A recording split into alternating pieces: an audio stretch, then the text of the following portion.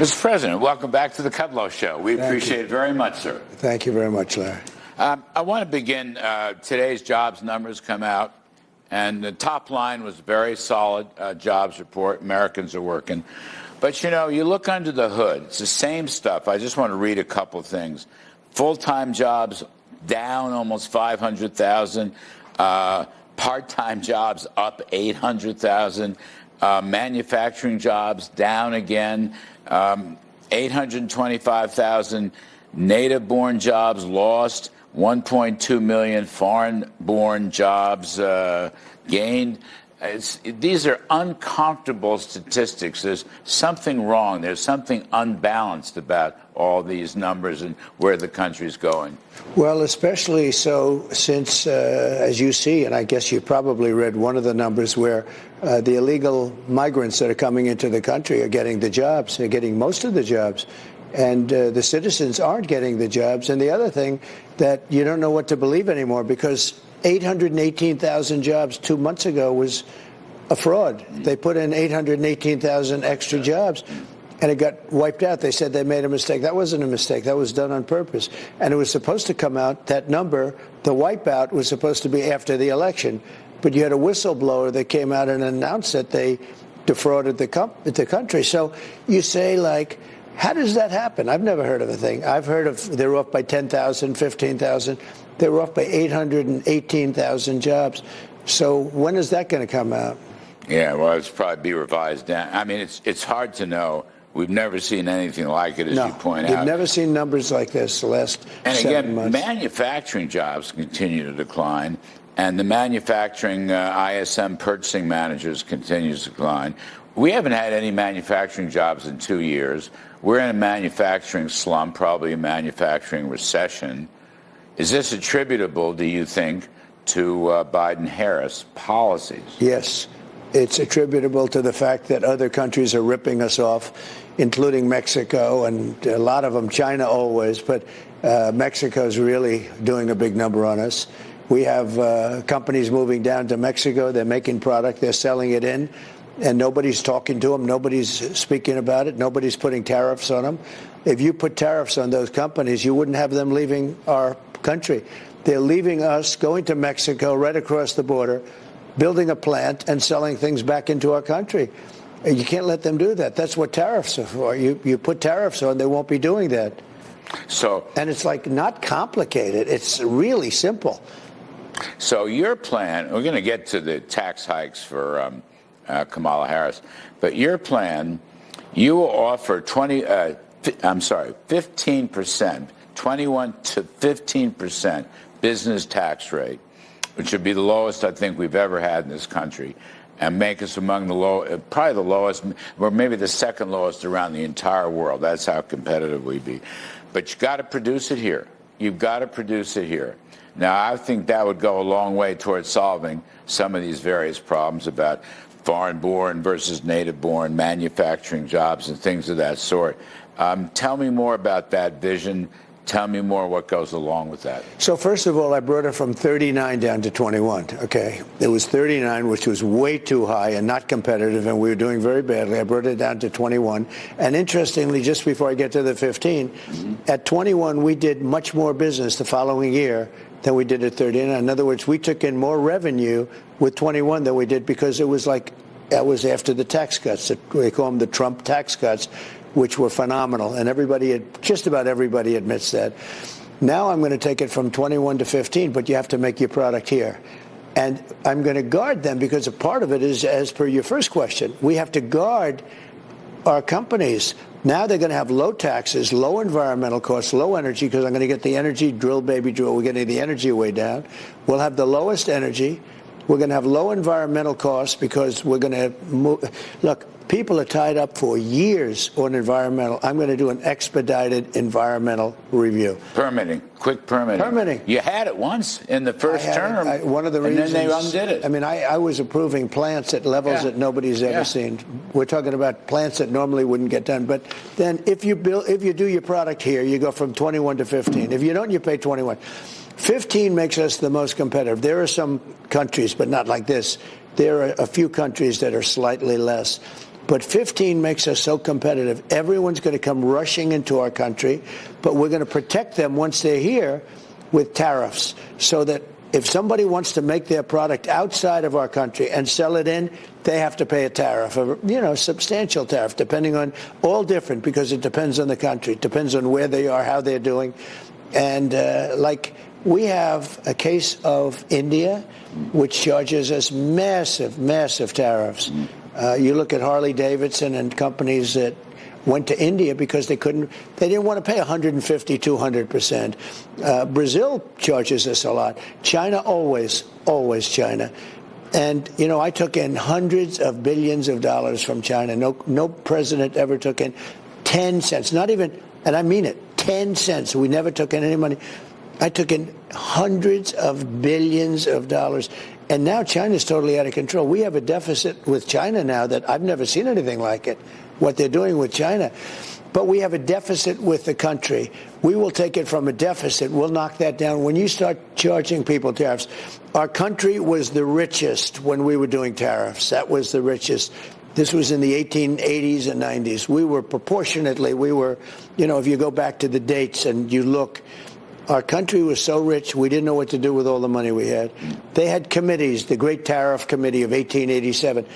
This was a committee that was set up to, where do you give all this? What do you do with all the money? William McKinley.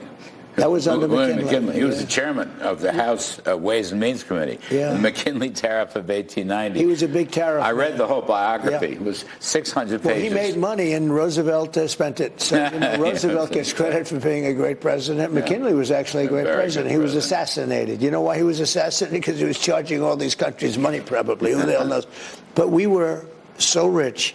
We had so much money we didn't. They had committees set up on what to do with all the money. Wouldn't that be nice if we had that now? Now we give it away and we don't have it. If you make money on these tariffs, would you then allocate it to lower taxes? Lower taxes and paying off debt. Yeah. How about this? And you will pay off a lot of debt. What about this idea? Let's come back to the 15% corporate rate, which would be a phenomenon. I mean, you'd win the global race for capital. You'd win the global race. Well, you have to, but you have to do other things. Money would come pouring in here. Yeah. But you mentioned John Deere Company. It's a venerable, old, great American company. Yeah. But if they're going to move plants to Mexico and then try to sell stuff back to the U.S., sneak in under, for example, the USMCA tariff schedule, you would charge them a 200% tariff. Or 100%. All right, enough. 100% I would charge them enough that it would no longer make sense to go to Mexico. So they wouldn't do it. They moved a big operation to Mexico. And they come in and they don't have to pay almost pay very little tax. So they're going to make it in Mexico and they're going to sell it in here. And we get killed. All we do is lose jobs. And by the way, that's been happening for years. I stopped it during mine. Then we had to fix COVID. We had to work on the COVID situation. But we had the greatest economy in history. Companies were moving back in like nobody's ever seen. Everything was great. So that's how we had the greatest economy in history. That's how you'd negotiate, though. That's the point I'm so driving at. John Deere John Deere won't do it because you're threatening. I mean, you will jack up their tariffs. Okay, they won't do it. It wouldn't be a threat. Now, to some extent, in fact, you're negotiating right now by saying this on the campaign trail. All right, you have an excellent chance of becoming president. They're getting the message. So this is where you will use tariffs to negotiate. Sometimes on trade, in this case, maybe on other things like remain in Mexico or perhaps China or perhaps other countries. I don't think people understand that. That's why I'm raising the question. A tariff is a beautiful thing, but it's got a bad image. It needs you to fix the image. A tariff, we stop wars with tariffs.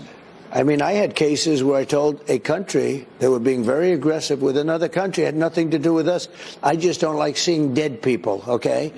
And they were going to go to war. And I said, if you go to war, and they do a lot of business with the United States, I'm putting 100% tariff on everything you do, any business you do with us. No, this has nothing to do. I said, it does have. I stopped a war. Will I get Nobel Prizes? Never. I mean, look what we did with the Abraham Accords, how good that was. But you can stop wars with tariffs. The word tariff, if properly used, not stupidly used, But we used them, and that was when our country was the richest. And, a lot of people say, well, but you had the Depression in Well, the tariffs were put on in 1932. The Depression had long started. We went to the income tax system. We would be able to cut taxes for the people in this country and charge other countries for the use of our country, for the pillage of our country, for the taking of our jobs, because that's what they're doing. And nobody's protected our country. So when I say the 15%, and I had a lot of calls when I gave the speech and mentioned for the first time the 15, I had calls from the top analysts in the country, in the world, guys that are on your show, saying, where did you ever come up with that idea? Because the concept is 15, but you have to make your product here. Who gave you that idea? I said, I did. I gave me that idea. And they said, that idea is incredible. Because but you also have to protect that, because you have other countries, because they have no labor, no this, no that, that can come in and undercut you. And you know what they do, Larry? They undercut you.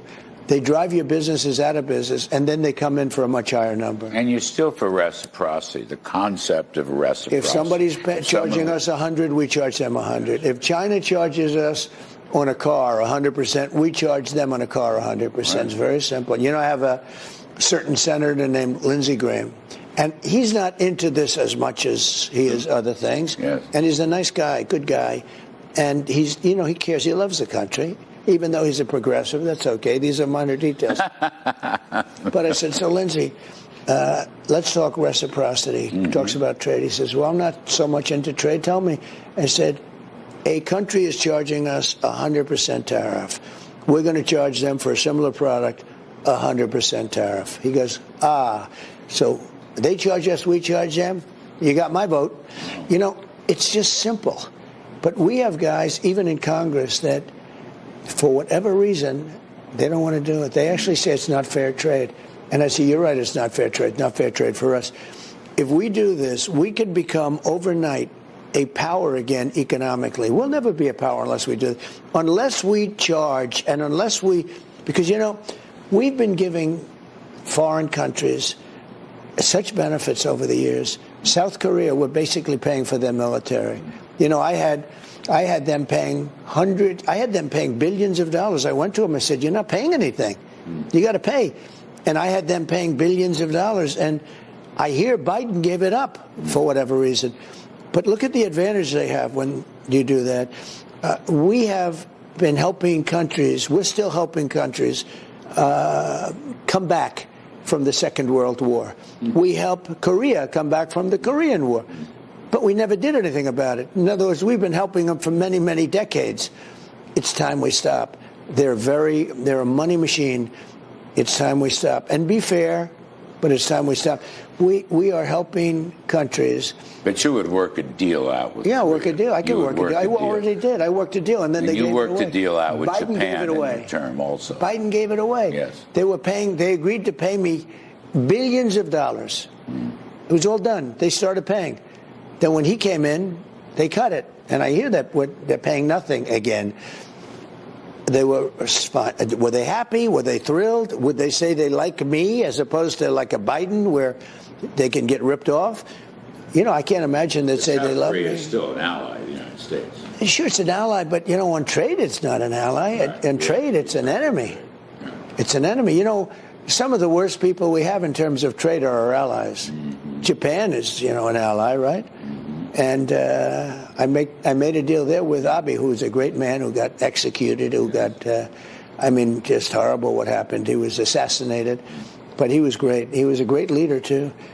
And because I liked him so much, I probably made a softer deal than I would have normally made. But Japan, rips us. They all rip. Almost every country rips us, and I stopped it.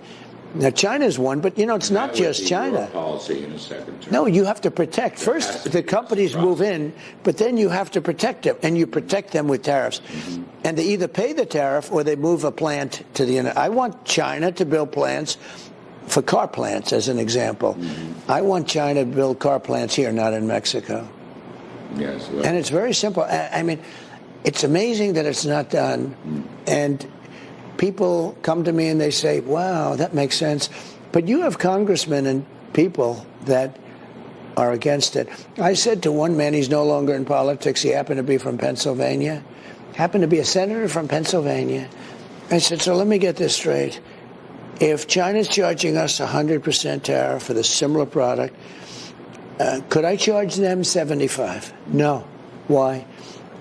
It's not free trade. I said, okay, could I charge them 50%? They're charging. No, it's not. Could I charge them 25 or even 10%? No. I said, are you a stupid person or what's wrong with you? And he never ran for office again. It becomes free trade. Let me tell you, he never ran for office again.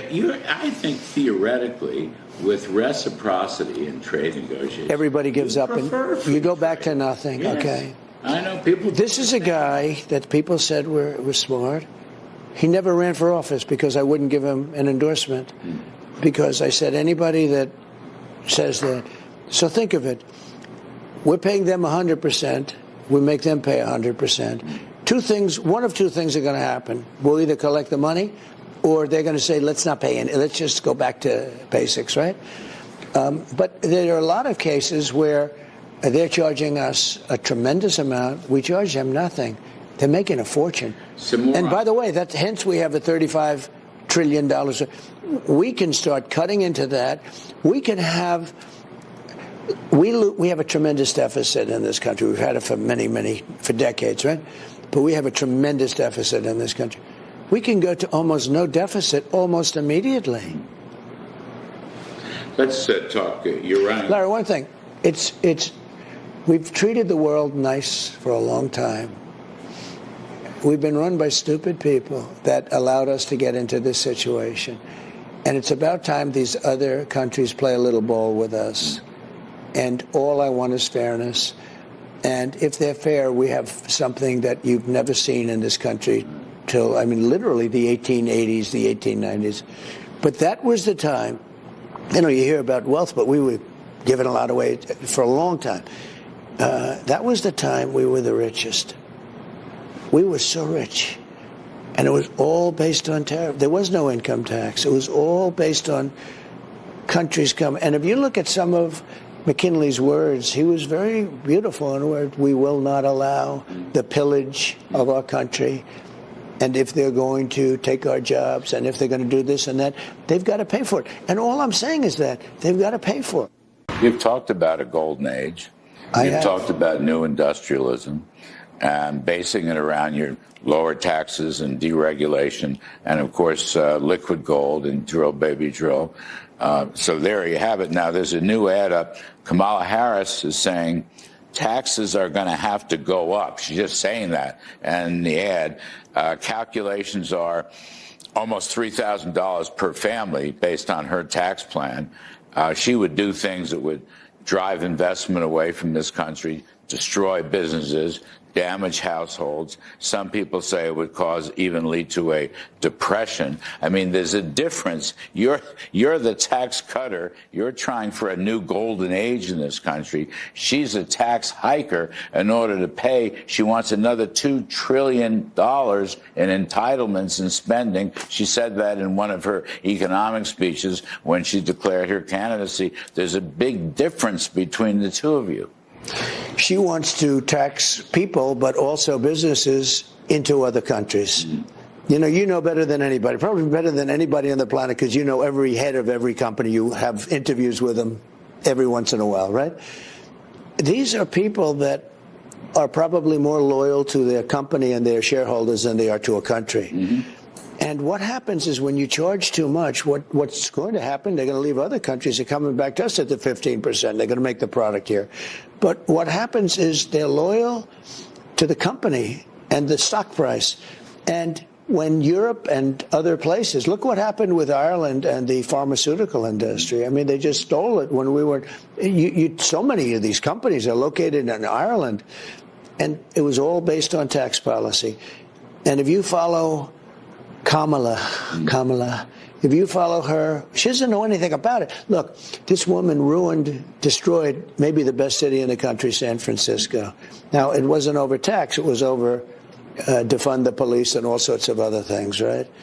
It was if you rob a store, you can go up to $950, and after that, we'll start getting angry at you. That was not a good policy either. She would be a disaster. But just so you understand, if you followed her policy, you will end up in a 1929 style depression. 100% certain. And companies will flee, and jobs will flee, and everything's going to flee. We're going to have you won't have a country left. And she's the only person I've ever seen that is campaigning on a massive tax hike. Oh. I've never seen that before. Very interesting. The Tax Foundation priced it out. She'd lose 800,000 jobs. But a lot of people have said her wealth taxes, again, this unrealized capital gains, maybe that doesn't apply to every American. I understand it. Although if you own a farm or you own a ranch or you build a small business and they're going to make you pay an arbitrary tax on your capital, you'll have to raise money, sell, stocks will collapse. That's going to cause more selling. I mean, that is a depression. And people will leave the country. I mean, smart people have talked about it. Steve Forbes was on my show the other night. He's a common sense guy. Right. He said it would lead to a depression. So it's not nothing. People will leave the country. They used to leave the state. Yes. Now they leave the country. They just go, right. No, in the old days, they'd leave the state. They'd go to some other state. They wouldn't like New York, and they'd go someplace. Now they leave the country. It would be a disaster. But you still want the dollar to be the world's reserve currency. Has to be. That's the other thing. You lose the world currency. We will no longer have the currency. If that happens, we're no longer the world reserve currency. We're not that incredible thing that we were. It's rapidly going.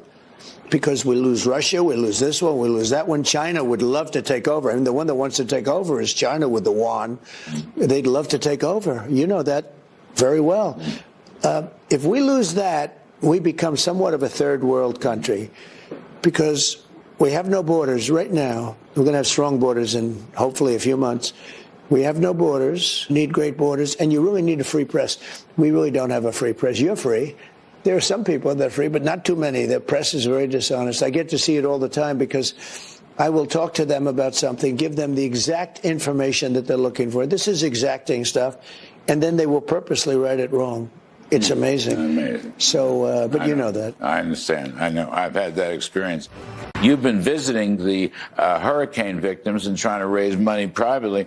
FEMA now is saying, Alexandria, Mayorkas, they don't have enough money for any additional hurricanes. We all thought they were chock full of money. That money's been given away to illegal immigrants almost one by one. I don't understand this. This is a perversion of policy.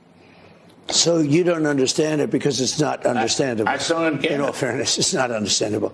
So we now have no money that was supposed to be used for tragedy, for hurricanes. And this was a tragic hurricane. This was maybe the worst hurricane we've ever had. And he's got no money. And we said, what happened to all the money? They were given billions for this. He spent it on illegal migrants coming into the country, a big percentage of which are murderers.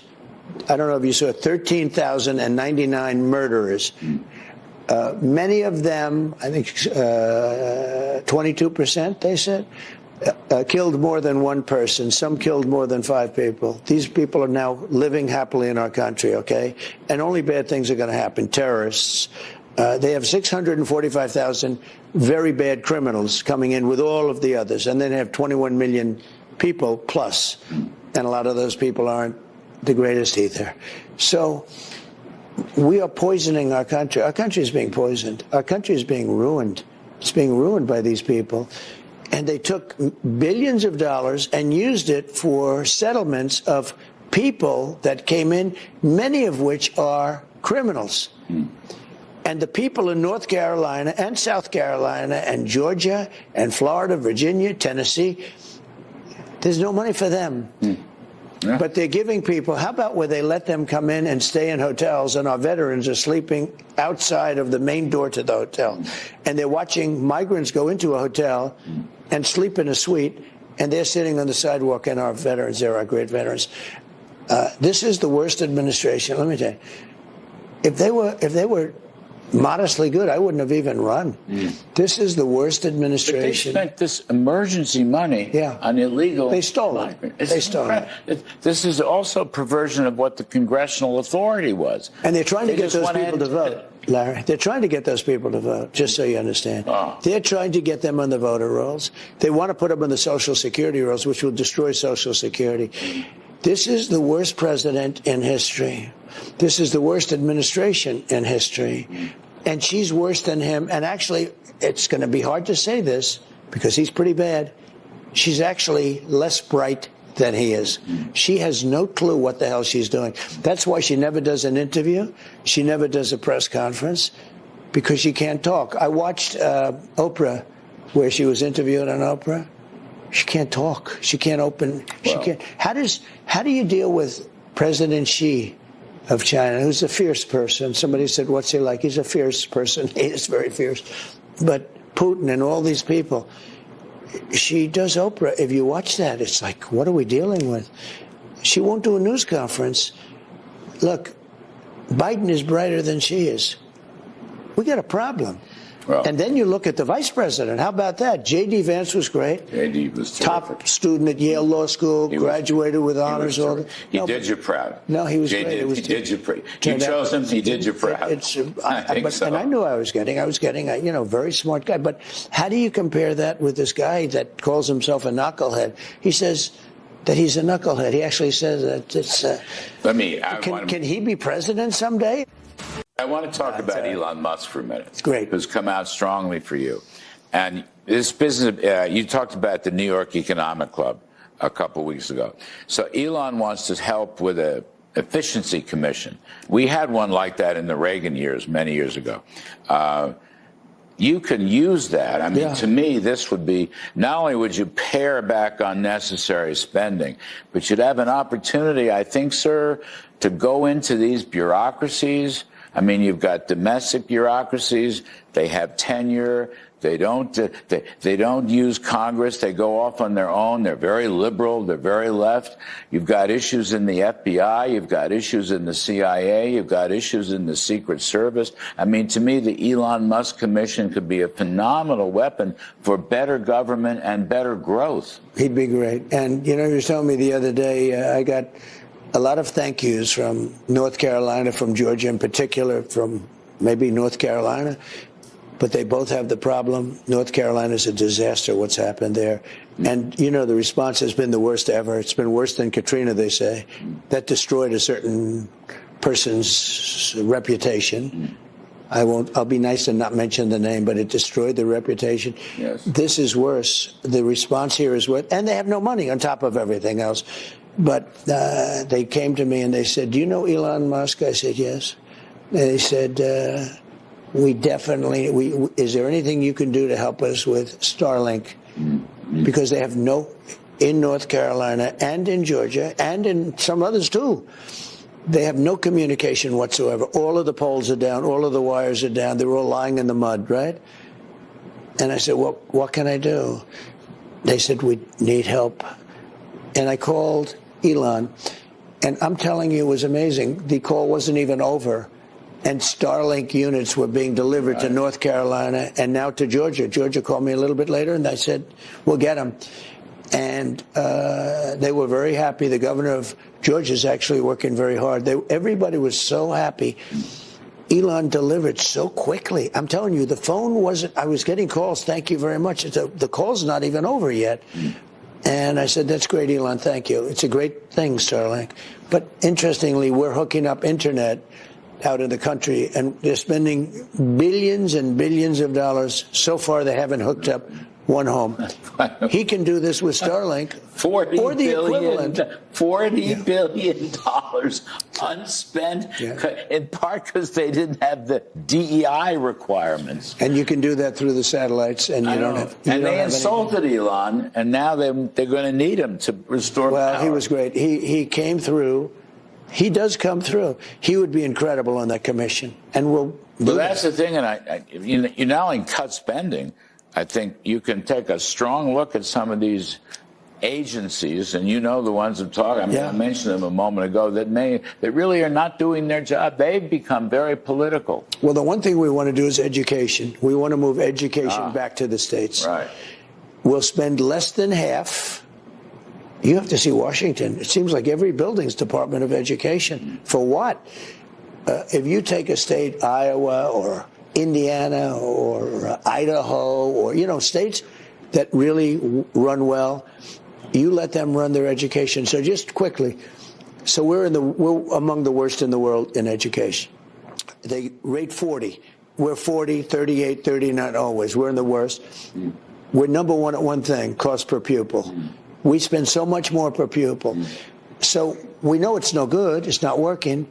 If you gave this to good states, all states but good states, you'd end up having 35 states that would be. So number one is like Norway, Denmark, Sweden. By the way, China is always in the top 5. It's pretty good with 1.4 billion people. But those 4 and a couple of others are always in the top 5. If you sent this money to states that are very well run, we know the states. They have no debt. They have no problem. They don't even know what people are talking about. They have low taxes. 35 states, maybe even a little more than that, will be great. Now, Gavin Newsom won't do a good job. Others won't do. It's California. Others won't do a good job. Florida would do a great job. You give it to Ron. Florida would do a good job. All of these states, they will be the equivalent of Norway, Denmark, Sweden. Now, then you're going to have some that are going to be laggards, and you'll help them out, and you'll do whatever you have to do, but they'll be laggards. But we will spend less than half the money, and we will have some unbelievable education going on. And you're strong for school choice. Totally for school choice. Got to have it. Talked about it yesterday. Yeah, you got to have it. School choice is very important. It's never talked about, but school choice is very important. It'll happen. So let me just, you've been wonderful with your time, and I appreciate it. I personally appreciate it. Well, I have to say to your audience, number one, he's getting great ratings. And number two, if he wasn't, I'd still do the show because I love him. But he did an unbelievable job. He was great. And I refuse to ask you in front of your audience, would you like to come back? Because you know you'll be invited. Thank you, But Larry Kudlow has done a tremendous job in the administration. And then I'm so proud that you have such a successful show. So yes, well, it's been a great ride. I just don't know if they know how successful it is, right? I have to tell them. Yes, thank you, sir. I appreciate it. Good job. You're very kind. Success is the best revenge. Success will bring the country together. Success will unite the country. You talked a lot about it at the convention. You still see it that way. You still believe that. Well, when I was running things, we had the greatest economy in the history of our country. And I will tell you that our country was coming together at the beginning so vicious.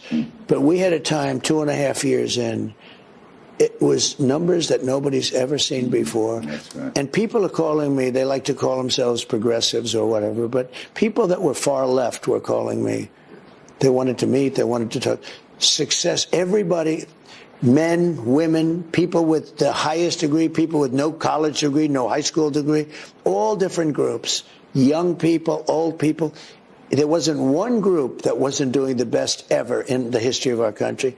And our country was doing the best ever in the history of our country. We were taking in a lot of money from China. We were taking a lot, with the tariffs and things and taxes. But fairly, we were treating them fairly. My relationship would be very good. I'm not sure they love me because of that, but we would have a very good relationship with China, a very good relationship. Larry, I had no wars. That's right. Now the whole world is blowing up. That's right. There was no war in the world. And Viktor Orban said, you get Trump back and he'll straighten things out because they were all afraid of Trump. I don't want to say that, but they were all afraid of Trump. I would say maybe they respected me, but he said, not respect, they were afraid of him because they didn't know where he was coming from and they were afraid. Now they're not afraid. They look at this group, these two people. Let me tell you, she will be a worse president than him. She will be a disaster. This country will go down. We won't have a country left. And I see the way they lie and the way they cheat and the way they've weaponized government, where they get the process. All they want to do, they will let somebody rob a bank. You're fine. You can do anything you want on the street. But they go after their political opponents. They go after religious people. They go after Catholics. I've never seen anything like it. They go after Jewish people. They hate Israel. They hate Jewish people. They hate Jewish people. And how can you have this in our country? How can you have this as your president? So we will see what happens. We're leading. I think we're doing very well. It was very unfair because they took somebody out who had 14 million votes. She had no votes. And they said, after the debate I had with Biden, his numbers weren't very good. And they said, you're going to lose, you're getting out. They told him, you're getting out. He said no, and they said, you're getting out. They were going to play the 25th Amendment card. And he agreed to get out. Very unhappy. He's a very unhappy man right now. But it was a coup. But from my standpoint, I spent $200 million on fighting him. We took a 21-point lead, a very big lead. We're going to win, most likely, but we're going to win. All of a sudden, I have to fight somebody else. And they said honeymoon period. Well, now she's had the honeymoon period, and now people have found out she's a radical leftist. She's a Marxist. A lot of people don't know what a Marxist is, so you could say communist. Not the same thing, but it's close. She's very bad for this country. She will destroy this country. Mr. President, thank you for your time. Thank you very much. And your wisdom. Thank you very much.